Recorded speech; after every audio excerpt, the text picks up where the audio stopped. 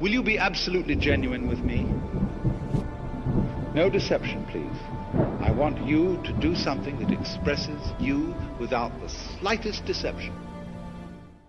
One of the things that I've noticed, especially in my line of work and just even speaking and communicating with people, is that there is a large sense of an inability to lack forgiveness now. I think that most people are stuck in seeking self-righteousness, self-validation. There's an inability to want to heal. There's an inability to want to move forward. And there's this obsession with holding on to pain, agony, grief, guilt, shame, victimhood, anger, whatever has happened to them, in order for them to almost feel comfortable with creating this identity from somebody has harmed me, somebody has done me wrong, somebody has shamed me, so now I have to hold on to this to feel better about myself. I think a lot of it comes down to just biblical illiteracy, because I know if people did read the word, there would be a sense and an understanding that in order to move forward in life, in order to relinquish control, to surrender, you need to start with forgiveness. I just don't see that happening. Yeah, I mean, I guess the understanding or the misconception with forgiveness is that it's for the other person. I think a lot of the time forgiveness is for you. So at the end of the day, if you let go, you no longer have a chain that's binding you to that person. You could let go that envy that you have inside of you, all that you have to relinquish, because if you don't, it rots you, causes inflammation, stress, anxiety. And with all, like, who needs to hold that within them? You can't change the circumstance, so why not bless it and let it go? It almost seems like people don't want to let it go, though. There's this reluctance to let it go. There's almost this greed of holding on to it, like it defines some level of their purpose in life is to be angry. It's to be resentful. You look at people who have suffered from any type of subjective trauma. Anyone who's ever been through, a bad relationship, been gaslit, has been through abandonment, been through neglect, has had something traumatic happen to them emotionally, physically, mentally, sexually, spiritually. You and I understand that letting go of it is releasing that emotional weight, releasing that emotional baggage. But why? Why, in your opinion now, today, why is there such a reluctance and inability to let go? It's almost like people almost intentionally abstain from forgiveness now. Yeah, I don't know if it's intentional. I think that if you could let go, you would let go, because no one really wants to hold on to that. I think it creates this victim mentality. I think when you bring it back to like scripture, or God, I think that people often question, why is this happened to me? Why would you let this person do that to me? How could God do this? I think that goes back to, we're all riddled with sin. Well, look what we do to God every single day. We sin every single day, every second, every hour, every minute. And then we turn around like hypocrites and say, how could God let that happen to me? And I think the beauty of forgiveness, is that that's how he gives us a way out. We can turn around, we can forgive, and we could let go of that pain, and we could learn from it. Because if we don't let go, we're not learning. If we don't let go, we're only hurting ourselves. And you can't change a circumstance. And if God has the ability to forgive us as we're sinning, when we're sinning every day, then we should turn around and not blame God, right? Like, since the dawn of time, the first Adam and Eve, we're sinning, and we refuse not to sin, but we always put our blame on God. So we have to turn around and we have to forgive, and that's our way out. That's our outlet. Pray about it. And I think people aren't capable of doing that, because that victim mentality makes them look at themselves or look at the other person and just have ego sitting in front of them saying, like, why should I forgive that person? But forgive for you. Don't forgive for the other person. Forgive for you. Forgive because you want to be forgiven by God. Forgive because you want that pain to leave you, and forgive because it's not worth holding on to. And it really isn't. You know, you go back into the book of Genesis, and when you look at Adam, when he got approached by God, and his first response, rather than taking accountability for him not leading Eve from eating the fruit, was looking at God and saying, you gave me a woman who was susceptible to deceit. It's the first act of sin and atrocity towards God, of ego, like you said, and an inability to actually look within. And in that moment, I believe that the ability of forgiveness to ourself was kind of tarnished, because that was the first ridicule from one soul to another to project and deflect. And I think that's really where, biblically speaking, this lack of forgiveness comes in, this inability of forgiveness comes in. And if you look at, it's the book of Luke, right? What was Jesus' last words right before he died? Luke 23:24. Forgive them, Father, for they know not what they done, or they know not what they do, right? This is after he was tortured, nailed to a cross, stabbed in the lung, had his beard ripped off, had his back slit open, was whipped 30-something times, carried a cross for 3 miles, and his last act was to forgive those that have wronged him and forgive those that betrayed him, that deceived him, that abandoned him, that forgot him, and that have forsaken him. And it amazes me that some people now, when you look at that, God himself in that moment, okay, the son of the perfect Son of God hanging on the cross, in that moment, his last will was to teach everybody to forgive.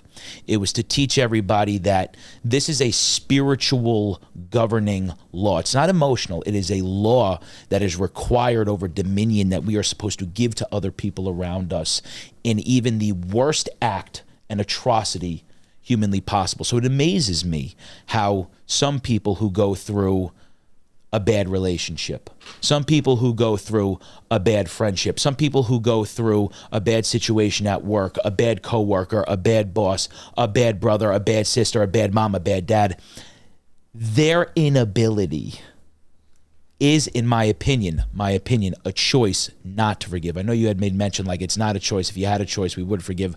But don't you think it is a choice at the end of the day then? I think sometimes more than a choice, you're a victim of circumstance and who you surround yourself with. You know what I mean? I think fellowship is so important, because if you're surrounding yourself with Christ-like people and they're talking like we're talking, you know, you're seeing deeper than the actual incident that happened, then you're being fed this positivity, as opposed to maybe, you know, your household is just negative people and it's, you know, why me every single day. I think you got to pull yourself out and surround yourself with people who are wise, who aren't self-harming, who are loving, and who are God-fearing. And I think that it does look like a choice, but people genuinely don't understand how to forgive. Forgiving is such it's a funny thing. And do you think it's because of biblical illiteracy? I think that's a huge part of it. Okay. People won't even turn towards God and try to understand what he was doing or what he was teaching, or they look at the book as if it's this, like, you know, fake nonfiction, like, you know what I mean? So I don't know how people perceive the Bible. I think they look at it, it's like I compared it to a Harry Potter book. It's like this, it's a book of hope, you know, and I'm not willing to read this book, but it's something that's stood the test of time. It's something that you can use in every situation. It's all situational. And if you don't read it, you don't have the weapons to learn how to forgive. I truly believe that, or learn how to really live. So you say that there's weapons of forgiveness, right? And you said in one of our first episodes, you said, read the book. Read it. It's right there. Your purpose is right there. Everything is right there. And when you look at because I love the book of Matthew. Okay, book of Matthew, you have, I believe it's 6:36, be merciful unto others as God is merciful unto you. Matthew 6:37, forgiven you will be forgiven, right? Yeah. These are testaments, these are laws, these are governance, these are a system of commandments that are given to us. It does not say try and forgive. It does not say you should forgive. It says forgive others. It says forgiven you will be forgiven. Show mercy and mercy will be shown onto you. Right. And then there's quotes about not 7 times, 77 times. The whole purpose of that quote is I also see that people will hold scorecards about forgiveness. They hold it into their soul and they think that, well, this person did me wrong once, twice, 3, 4, 5, 6, 7, 8, 9 times. How can I continuously let them do the same thing? I have to at some point hold this animosity, hold this visceral anger, hold this resentment. I want vengeance now. I want retaliation now because the first time I let it go, second time I let it go, fourth time I let it go, 8th time I let it go. Now I can't let it go anymore. But that, don't focus on 7, let it be 77. That whole part in and of itself is to show, do not hold the scorecard over forgiveness. Do not allow yourself to be a victim of the amount of times you need to forgive. It is intentionally done to make sure that there is no scorecard and that every time you forgive, you are just supposed to relinquish it to the side. I think there's a misconception on what forgiveness is. You could forgive and set boundaries.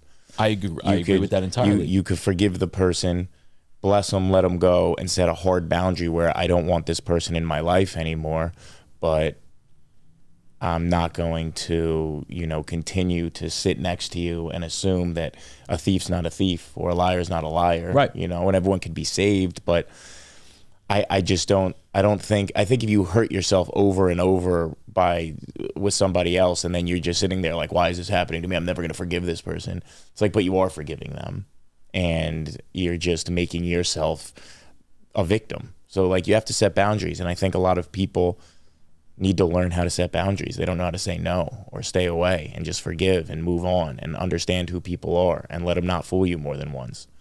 I think a lot of the problem is we, at times, people look at forgiveness like you're letting somebody off the hook. And you're not. In my opinion, you're letting your hand off of their neck. And you're allowing God to step in and intervene and handle it the way that it's supposed to go.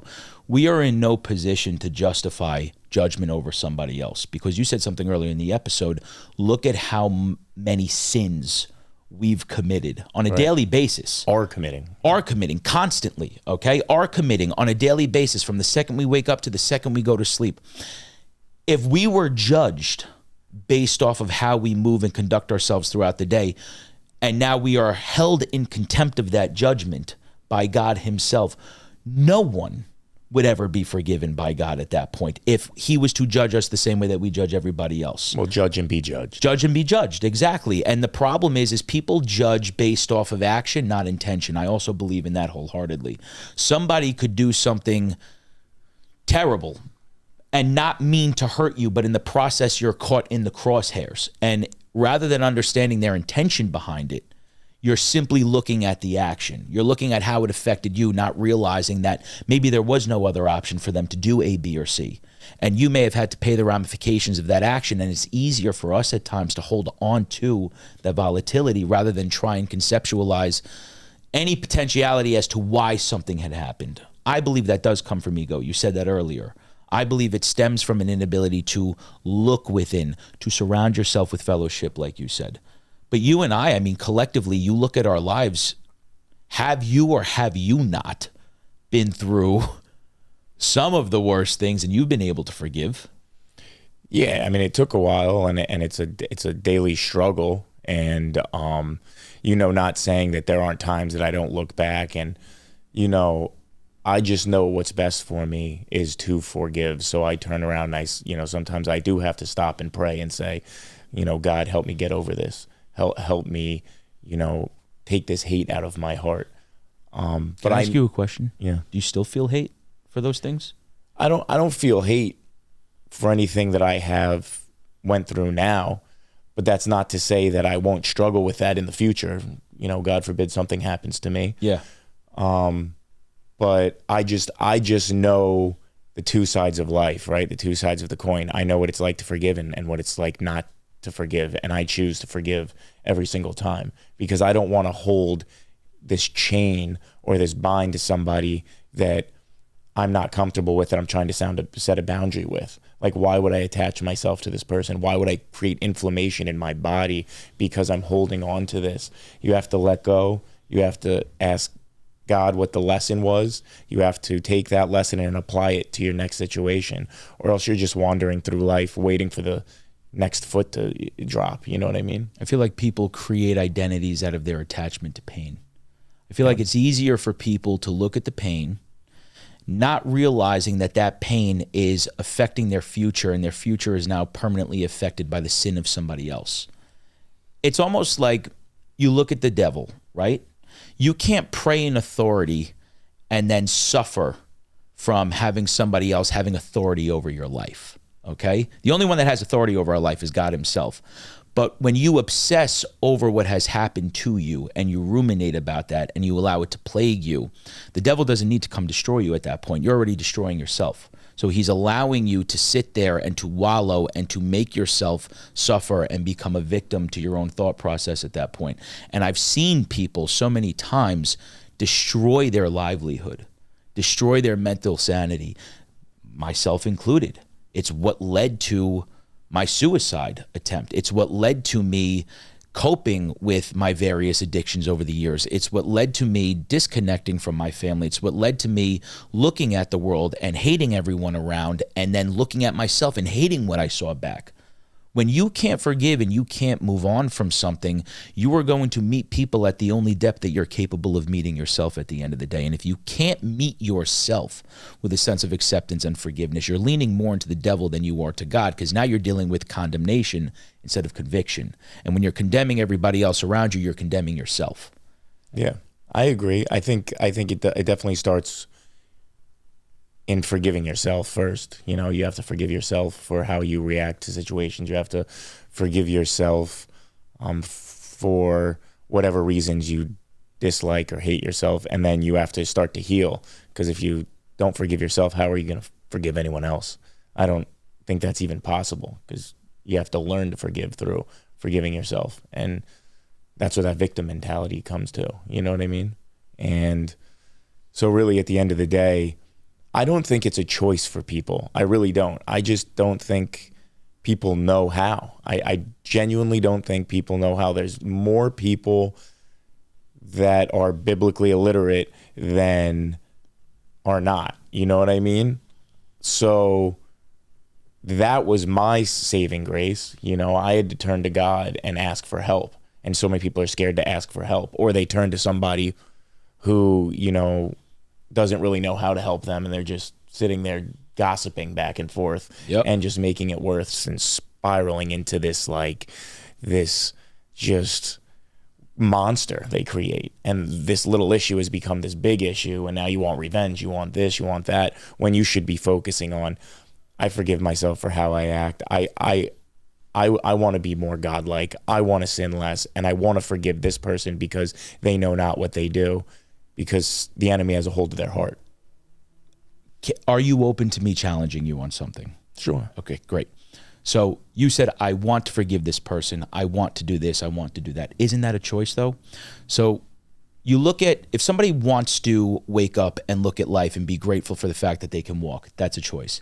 If they want to be grateful for the fact that they have a home over their head, that's a choice. Food on the table, choice. Ability to see, choice. Ability to smell, hear, choice. The ability to just be able is a choice. Everything we do ultimately comes down to the act of free will. That is our choice. So wouldn't forgiveness also then stem back to being a choice? We may not know how to, right? We may not know how to. You're not armed with the weapons to be able to combat that. But the weapon is the word, right? That's really what the true weapon is. But people never even look at the word. They don't, you know. But then ultimately, so let's say people don't look at the word. It's still a choice, though, at the end of the day, to not forgive. And I believe God will come to you, and he will be put on your heart. And when you ignore that, then is it a choice to ignore that? Some people just don't understand what's going on. I like to give people the benefit of the doubt, you know. So imagine being in the middle of the ocean holding on to a 400-pound boulder and you are sinking.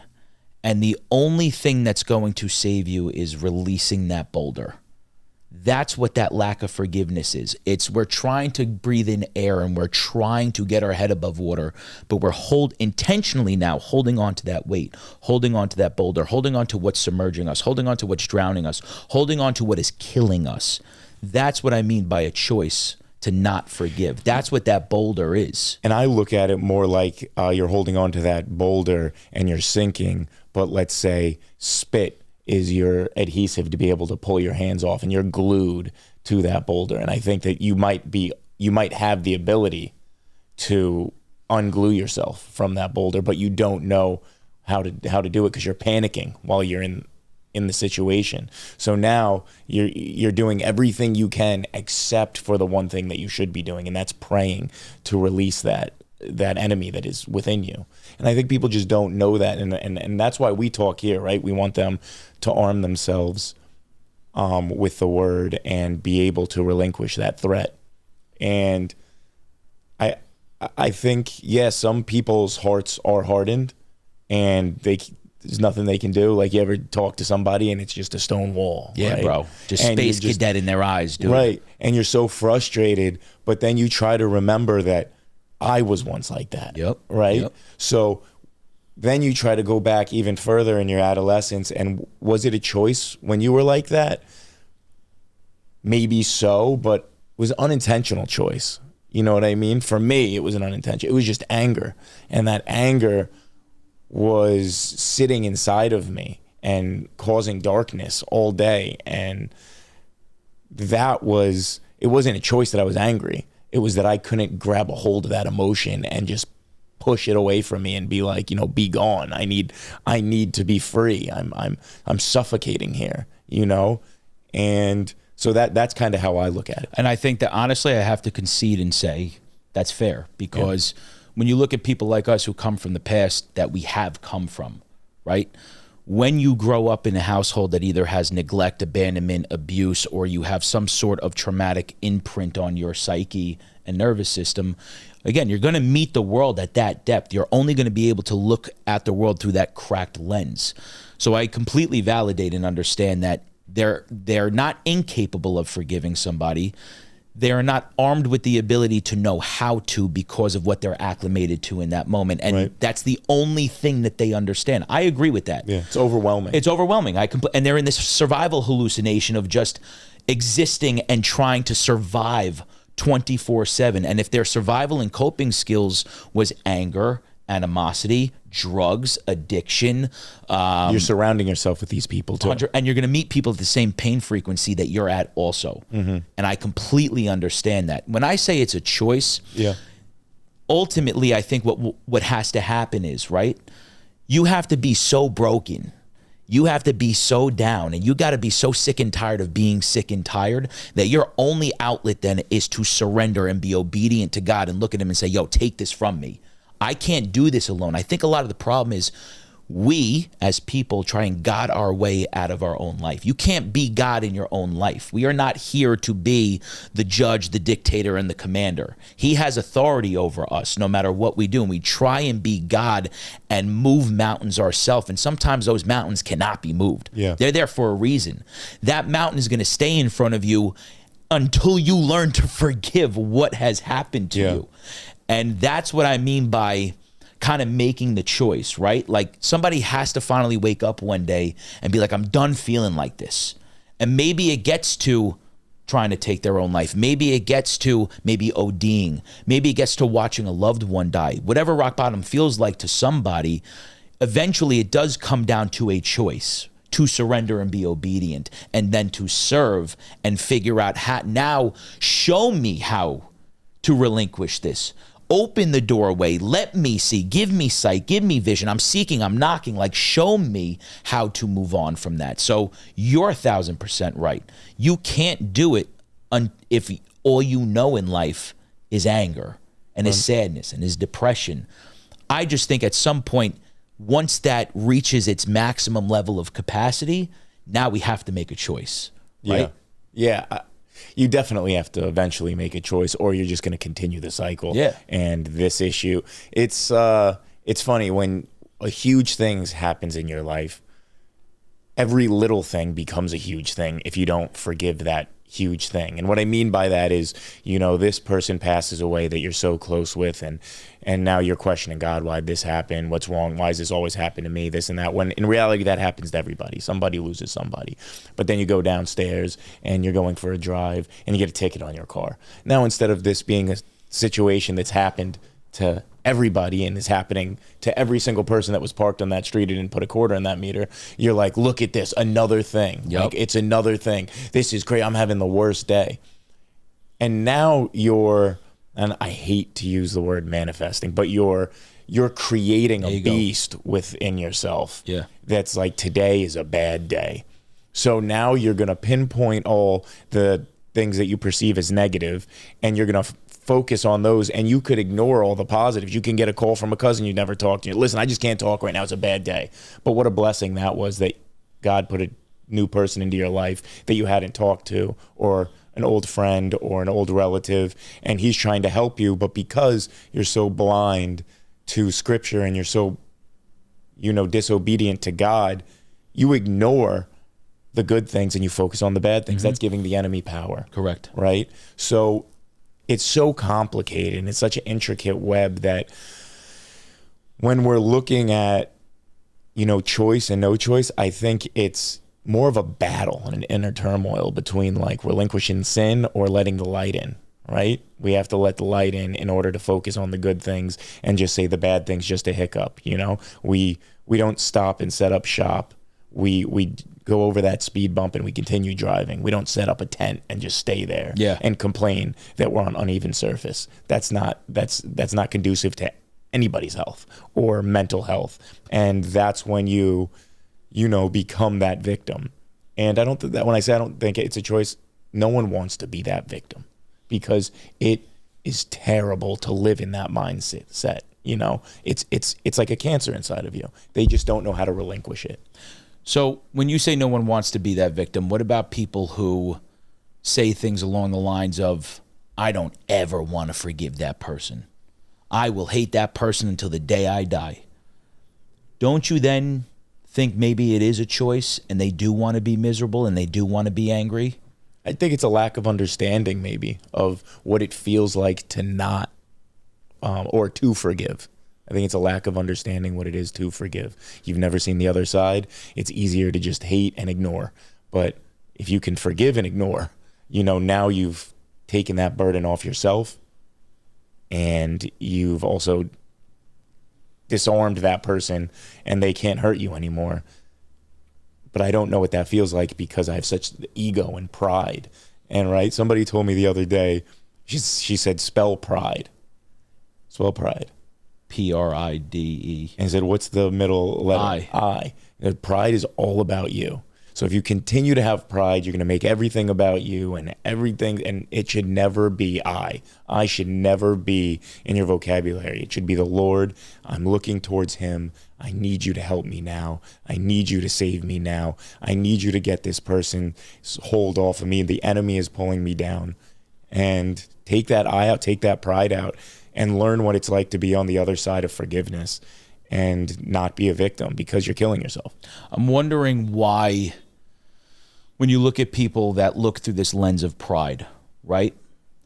And I understand that growing up in a certain environment, growing up in a household, having these strongholds, right? Because that's really what this is. When you look at the book of Ephesians, it talks about us having to battle strongholds in our brain, having to go through these spiritual attacks and these spiritual battles, which is why we have to wear the helmet of God, right? Which protects us from those strongholds. I'm wondering why, in today's society, with so much that's accessible to us, we have social media, we have TikTok, we have Instagram, we have Lemonade, we have X, we have all these different things that give us so much knowledge and power in order to search, see, read, understand, and connect. With so much accessible to us, why now also then, in your opinion, right? Is it so difficult for people then to forgive, because you can connect with so many people at one time through so many different walks of life? I've connected with people in the UK that have been through the things that I've been through strictly based off of a video that I've uploaded. And they're like, bruh, mate, can't believe you went through the same thing. Thought I was alone. And I'm like, my God. Yeah, it was good, right? Crumpets and tea. Like, can't believe that you went through that. Like, I thought I was alone. I uploaded a few videos on ADHD. And these people who think that they're suffering in silence and alone, and they're holding resentment towards people that rejected them or made them feel a certain way, for them to feel seen. You have all of this knowledge now and accessibility. Why would somebody even want now, right? Even want or even use the whole maybe I'm biblically illiterate or maybe I'm not aware. There's so much here for them now. There's so much here for somebody to grab onto and be like, yo, I see you. I hear that. I feel that. I validate that. That's what I have a hard time understanding. I have a hard time understanding why, with so much variety to connect to those around you in the world now, why somebody would even still want to hold on to that type of resentment. I think what you're looking at is a tool to help people. People are getting it's distractions, and it's helping them go deeper into, you know, that non-forgiving victim mentality, because your algorithms, because you're you help mental people, you're a mentor. My algorithm is fire, by the way. God mentors people through you, but your algorithms are Dragon Ball Z, God, food. Okay, Dragon Ball Z. I'm not sure how that's going to help, but listen, maybe it does. Oh, but hold on. Okay, no, hold we're on. not I gotta going say into- I know I gotta. nothing about Okay, this but I'm gonna educate you on Dragon Ball Z very quickly. no. You go to What Goku. have we done? I'm gonna tell you, bro. You go to Goku. Okay, What have we done?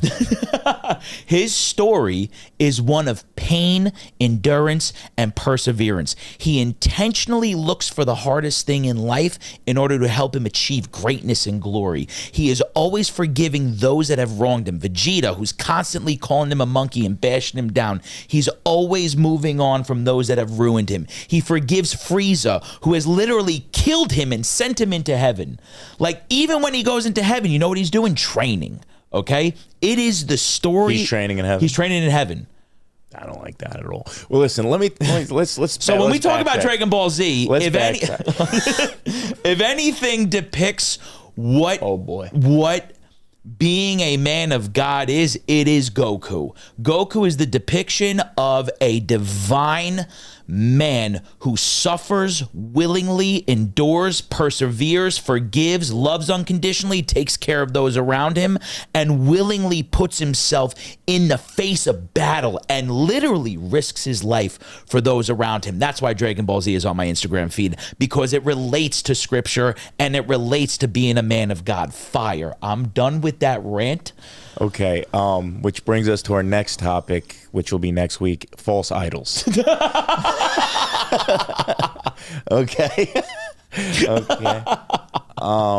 So unbelievable. That was unbelievable. Sorry, man. Okay, are you really, I'm gonna need another Topo Chico. Are you really gonna tell me that as a kid you never stood in the mirror as a kid, bro, and took your shirt off and screamed and tried to go Super Saiyan? You never stood there and tried to go Super Saiyan? I swore on everything in this world I was going to get my hair blonde at one point, and it was going to grow out. My monkey tail was going to sprout. I used to scream at the top of my lungs trying to go Super Saiyan. You're gonna tell me you never tried that? I never tried to Super Saiyan. That's whack. I never tried to Super Saiyan. It's whack. It's whack. But I believe that's transitioning over into divinity. Like, that's where you become a man of God. Boy. That's all I'm saying. Like, that's where. I don't agree with anything that he's saying. Just for the record. When you watch the show, you know what you're gonna do? You're gonna come over. I'm gonna put on Dragon Ball Z. Do you hear this? I'm gonna put on Dragon Ball Z. We're gonna watch the previous movie where he fights Broly, and we're just gonna have a good time. That's it. That's it. That's all I got for you with that. Okay. Watch it. Okay, stop idolizing. I'm not idolizing. I'm appreciating the story. I'm appreciating the transition and the ascension. I think I was a Pokemon guy. Favorite one? I don't know. Favorite Pokemon? Favorite Pokemon? Oh, man. Was I that big of a Pokemon guy? Machamp. I think I might have been like a Squirtle guy. And Geodude. You know, Geodude, the rock that just Mewtwo. has arms. Yeah, but Mewtwo, bro, like That was like everyone's thing. yeah, that's everyone's thing because it Can was we- the rarest card to find. Can we not talk about I'm Mewtwo? sorry, dude. We're going way But off. Pikachu is big now, I guess. You know, I got Pikachu in an Iron Man suit right there, bro. Pretty fire, right? Can I get another Topo Chico? Yeah, no, I don't know what just happened. But let's circle back. Okay. We're circling back to- Instagram, yes. Instagram allows an algorithm for whatever your thought process is. So I think it furthers you into whatever your thought process is. It doesn't help. Now, granted, if you're looking for help, A good way of looking at it. yeah, it's. I think it's a weapon for the enemy, and I think if you're looking for help, then you will gain that help through the algorithm, right? Or you'll gain quotes that assist you in finding God because God's the only thing or person or being that can help you, and I think Instagram is not of divine nature at all. I think all of these tools need to be shut down because they make you look at yourself and they make you judge yourself and they make you compare yourself. I would agree with that. And yes. I think I deleted Instagram and I think my understanding now is so much greater of things that I need to follow than when it, you know, you have all these false idols. And when I had Instagram and like, oh, this guy's great or this guy, and there's so many people who will lead you down the wrong path that look like they're doing the right thing. You know what I mean? 100% agree. So while it can help you find your way, I think it could do 10 times worse in the other direction. So I agree. Let me just say this. I know you agree with that. Beyond. Yeah, I know because there was a time in my life where I have used Instagram for all of the wrong things. I used it for all of the wrong things. And my algorithm literally matched exactly what it is that I was looking for in life and what I was trying to source. I'm looking at this through the lens of, yes, you're right on every single thing that you said. It creates a comparative nature. It creates this resistance to actually even want to cheer for other people. Right? Because now you're comparing yourself constantly and you're wallowing that you don't have the same car or you're not going on as many trips and you don't have the same jewelry and your girlfriend doesn't look like that. And now you're lusting over all these different women on social media. And how many facades are on Instagram? It's all it is a mask, right? But then you have the select few who really are about it and who really are there to help and to assist. But you have to be seeking those. And that's the thing. I mean, you look at Sal, who I was with last night. I have changed this kid's algorithm. Mm-hmm. All it is now is preachers and relationship advice and different things that I've been sending him periodically, right? Yeah. And now his whole thing just changed because he was seeking and knocking and now he received exactly what it is that he was trying to find.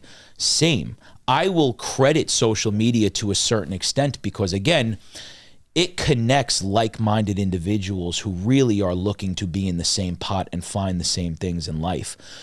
The problem is it is used for the wrong things. It can exasperate a lot of the issues. It can actually increase a lot of your victimhood, anger, wallowing, grief, guilt, shame, pain, all of those things. Sociopathic, narcissistic tendencies. Narcissistic, victimhood. I mean, you name it, it increases all of that. And it further can submerge you into, again, being self-righteous, being entitled, and trying to be the God of your own life. When you are looking for image and you are looking for clout, that is going to dismantle your clarity. That is going to put a veiled view in front of Christ, and you are not going to be able to see him because Christ is not in the world. A man who is in this world that is trying to reflect the world is only going to further deflect Christ farther away from him. And I say all the time, what good is the world knowing your name if you're not even in heaven's book at that point? What good is it if everybody down here sees you and is on your platform, but when you finally get up there to meet God and meet your creator, he looks at you and says, "Begone, you doer of iniquity, I never knew you."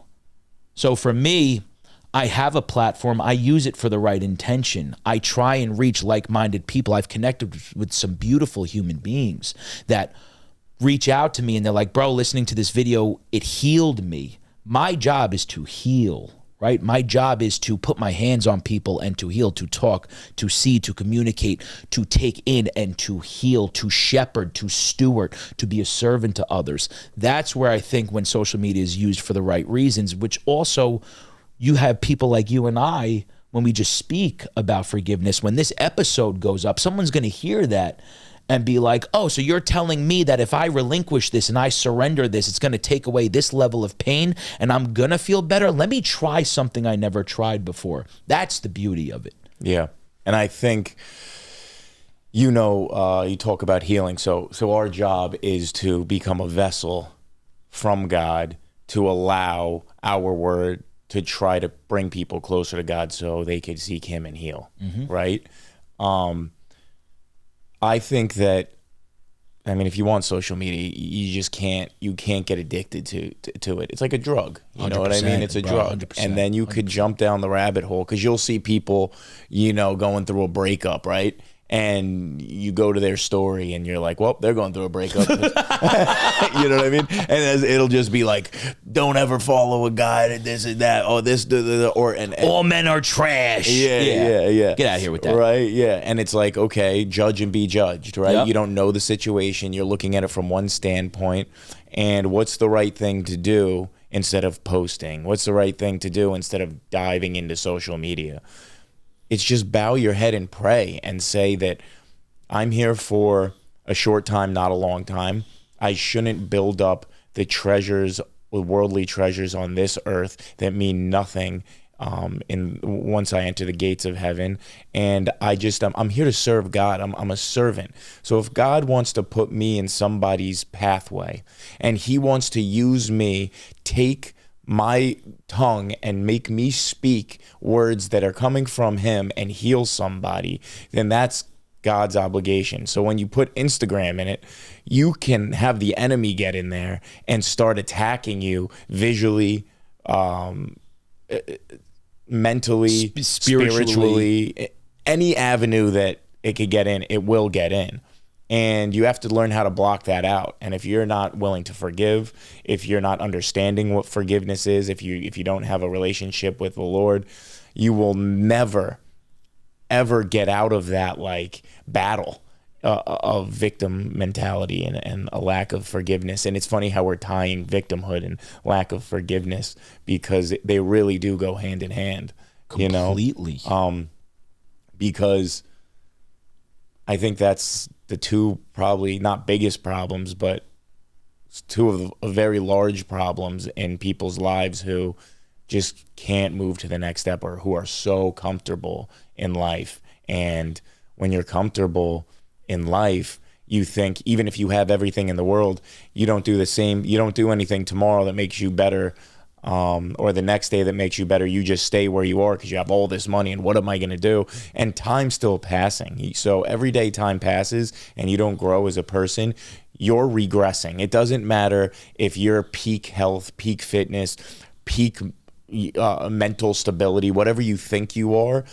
Every second that goes by, every minute and every hour, you're regressing if you're not getting closer to God and becoming better. And that's a fact. Preach it. And that's a fact. Preach it. Right? Yeah, that's dog. A fact. Praise be God. Praise be God. Hallelujah. Yeah, Amen, in dog. Jesus' name, brother. And he deserves all the credit. I deserve none of the credit. I am simply a servant. I will continue to be a servant. I will speak the words that are until my dying breath that are supposed to help people that God wants me to speak, because everything that I am doing, he deserves credit. I deserve none. I am his humble servant. I am a dirty sinner, and I am nobody on this earth except if he wants me to be. And I think when you have that mentality, you are invincible to the enemy. Topo cheek.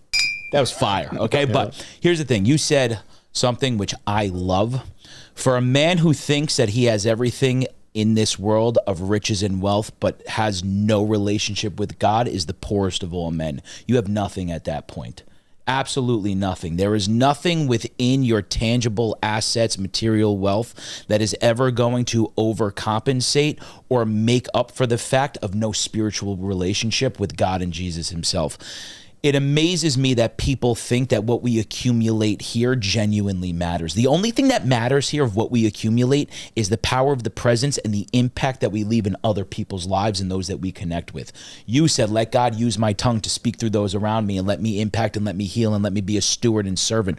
We are not permanent residents here. This is not our final resting place. We are visiting here. This is a momentary blip and bridge of time that we are experiencing, which is supposed to get us to the next level of maturation and evolution in our life, which is to be a permanent servant and steward of God, a disciple. This is why we are children of God down here. This is not our final resting place. So what people here that accumulate wealth, accumulate tangible assets, accumulate finances, accumulate titles and homes and jobs and cars, that means nothing to God. That means nothing to Christ. What matters is how you show up and how you impact those around you. How do you steward those that are suffering from victimhood, that are in survival, that are depressed, that are anxious, that are angry, that are wallowing? How do you steward others in your life to love on a deeper level? You've been my steward. You are the one who stewarded me towards finding a relationship with God. You did that. You introduced that to me. You allowed me to see that there was something greater than my anger, my depression, my anxiety, my suicide, the assaults that I've been through, the codependency on the relationship that I was in, all of my anger, all of my shame, all of my guilt, all of my resentment, all of my survival mechanisms, all of my tendencies that were antithetical and contradictory towards healing. You introduced the idea of God to me. And yes, I followed other beliefs for quite some time, but it was always there. It was always in the back of my mind. He was there. He never abandoned me. You introduced me to the fact that I was never abandoned. You are my steward. I am now stewarding others in my life around me. Like, that is what our purpose is here. Your bank account means nothing. The deposits that you make in your bank account will never even equal or equate to the same deposits that you make in other people's lives. Ever. That is our mission here. That is why we are here. We are here to serve. I am a servant. I am a loyal servant. I hope when the time comes where I die and I go and I meet him, that he looks at me, he's like, my guy, you have been a good servant. I am proud of you. Even with the scars on my back, even with the stab wound, even with all the wounds in my heart that I've had to overcome with scar tissue, right? I hope he looks at me and he goes, you have been a faithful, loyal servant. You have been a good steward. You have done exactly what I put you on that earth to do. Your mission is fulfilled. On to the next one. Yeah, and God deserves all the credit. God put me through take a second. Bro, I gave myself the chills again, dude. God put me through trials and tribulations, and then God put you into my life at a certain time where I had become capable of discussing my situation and my healing, and I was able to relay that message that God had been giving me. So God healed you. God helped you overcome everything. It's all thanks to God. 100%. And I deserve no credit, and I love that he did that for us, because he's done that, at times that I've had hiccups in my life where you had been like, well, let me talk to you, and God has used your experiences to heal parts of me, which I'm so grateful for. And I think the whole purpose and our whole purpose of being is to just love and to forgive and to praise and to serve. And that's what everything is about, and that's what it'll always be about. And if you don't have that mentality, I think that you're a victim. And I think that if you're a victim, you're just God's going to put himself on your heart, and he's going to tug at those heartstrings, and you have to not ignore that, and you have to not look at Instagram. You have to feel within yourself and not stare at social media, because when you start feeling the pulls at your heartstrings and you start answering God or questioning what is this, that's when you start to heal. So that's when we go all the way back to why do people choose this. They have to choose faith, and then they have to walk blindly into faith. And that is when they will begin to heal. That is when they will begin to forgive. That is when they'll begin to love. And that is when they'll begin their journey and become a better person and start walking more like God and less out of sin and more out of sin. I also think it's when you truly let people see you, right? I say intimacy all the time is your ability to see into me. That's my definition of intimacy. And intimacy is not just between male and female. There's intimacy between friendships, and it's allowing somebody to fully see you at the depth of who and what you genuinely are. I have broken down in front of you. I have cried in front of you. I have pleaded and begged in front of you, vice versa.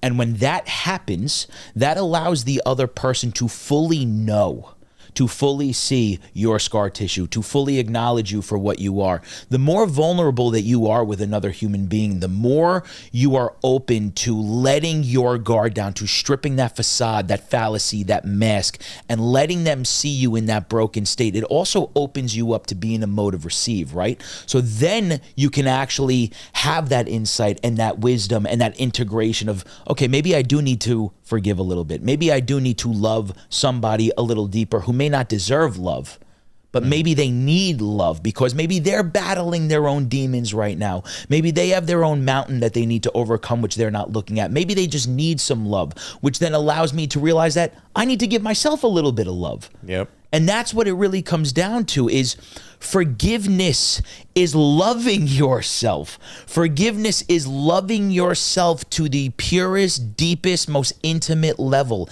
It's allowing yourself to strip yourself naked and allow you to transition over from anger into abundance, from deceit into devotion, from obstacle into opportunity, from rejection into redirection, from setbacks into setups. That is the whole point of what forgiveness is. Forgiveness is allowing you to transition into the next stage of your life, for you to love yourself and for you to become the best version of yourself. That is forgiveness. That is the whole point of forgiveness. It is not to let somebody off the hook. It is not to say that what they did was okay. It is not to negate the fact that you were abused, used, rejected, neglected, stabbed, bullied, assaulted. It is not for any of that. It is so you can love yourself, pour into yourself, give yourself flowers, nurture yourself, nourish your soul, nourish your spirit. And that nourishment is what cultivates and develops that relationship with God. Because the more that you love yourself, you understand that God himself, as you always say, is light and is love. And love is God. And when you learn to love yourself, you are learning to cultivate and nurture that relationship with God. I am on a tangent right now. That's good. Yeah, love God, and love what he has made, love that he has chosen you, and don't ever disrespect that by leading into sin. But we will always sin. But if we could sin a little bit less every single day, if we could do that, we could, there's hope for us. There's hope for us. And yes, it's the minority that want to walk towards God, but we are the stronger.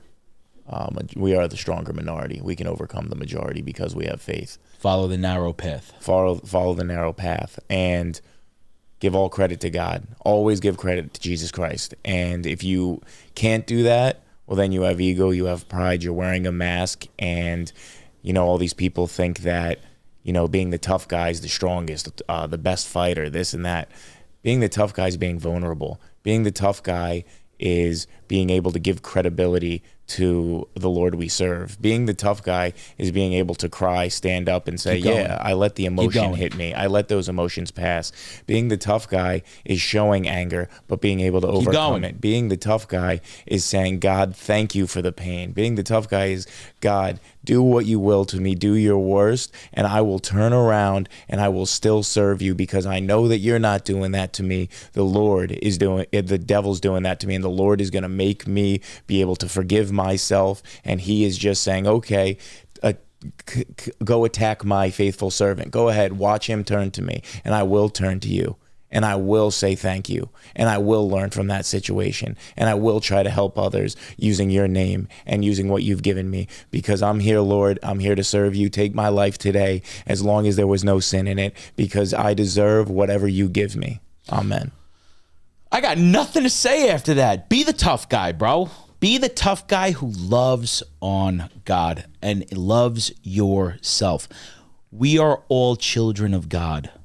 We all have the kingdom within.